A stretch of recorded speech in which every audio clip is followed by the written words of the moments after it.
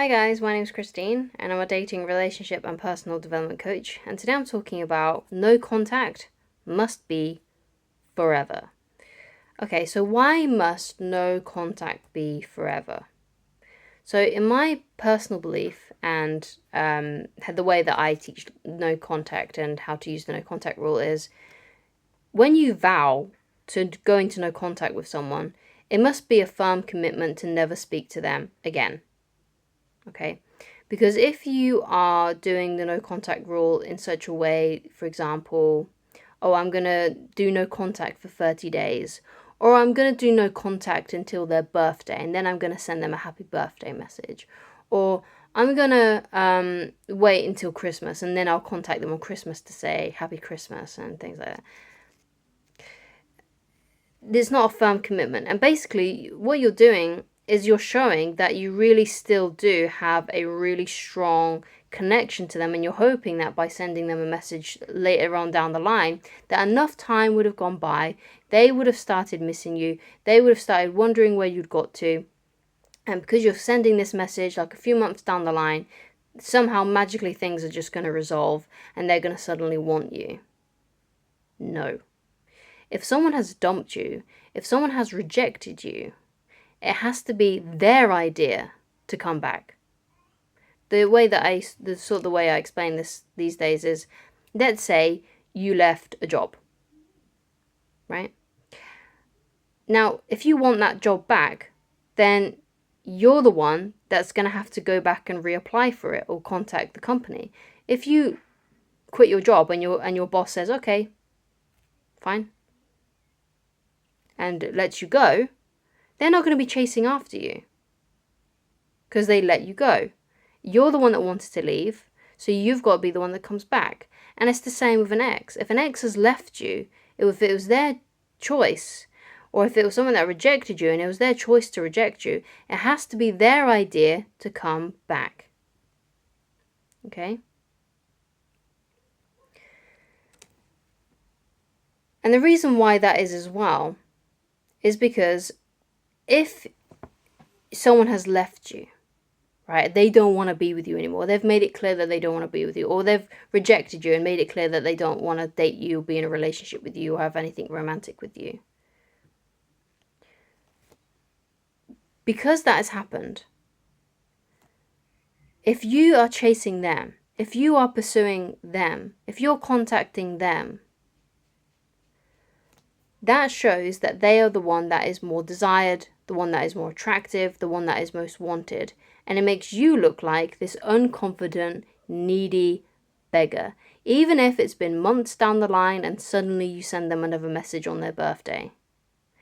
Because you're sending them a message on a special event, then obviously that shows your ex or this person that's rejected you that you think about them on special occasions, because those are the times when you really, really, really miss them. Right? I miss them on their birthday. I'm going to show them how much I care about them by messaging them on their birthday. Right? I'm going to show how much I think about them on Christmas Day, because I'd really love to be spending Christmas Day with them. Right?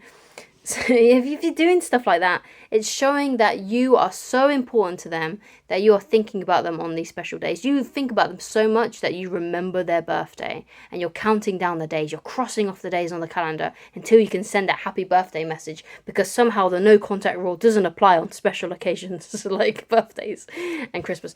But they do. Okay? If you are messaging them on special occasions, that shows to them that you still care very, very deeply about them.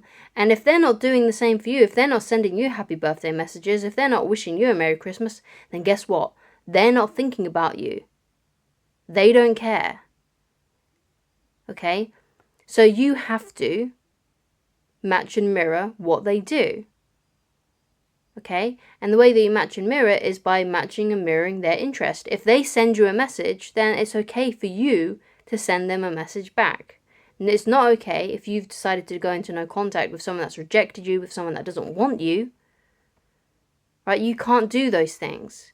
You cannot, you have to, no contact must be forever if you're the one that's been rejected, if you're the one that's been dumped, if you're the one that's no longer wanted. Because what you're trying to do is you're trying to force your way into somewhere where you're not wanted.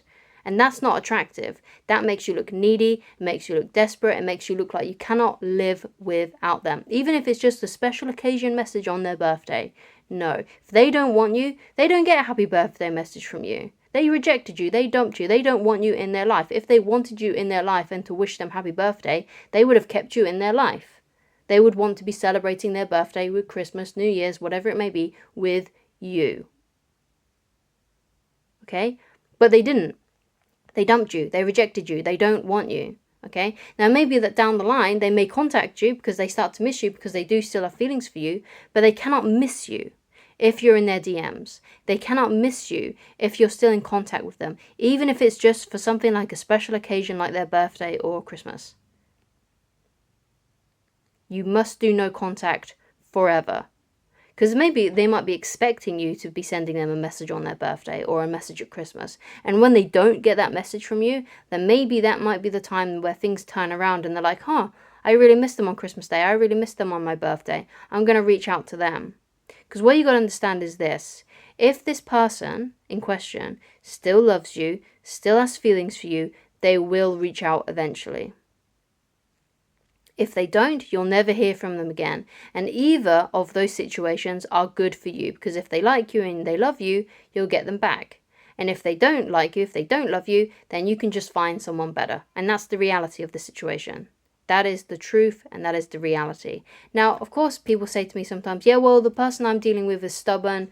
You know, even if they did have feelings for me, they would never say, good riddance, goodbye. You don't want to be with someone who is that stubborn, because guess what? If there's any issues in the relationship, what that means, if you were together and they got back together with them, if there was any issues, if they were in the wrong about something, it would always be you that was having to fix things, to work things out, to offer that olive branch. If they're too proud to say that they miss you, if they're too proud to say that they want you back in their lives, then they're going to be too proud to apologize for mistakes that they make in a relationship, and you're the one that's going to be always having to clean up their bloody mess. So if they've rejected you, if they're stubborn, then good riddance, goodbye. You don't want someone who can't communicate how they feel about you. You're in a relationship, a romantic relationship, right? You got to be able to communicate your feelings together. If they're stubborn and they can't do that, you don't want to be with them.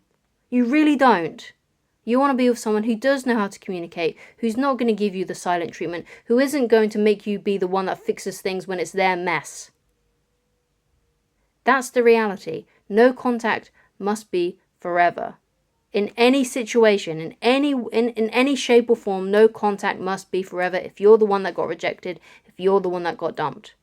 The only time there's an exception to the rule is if there are things that you haven't apologized for.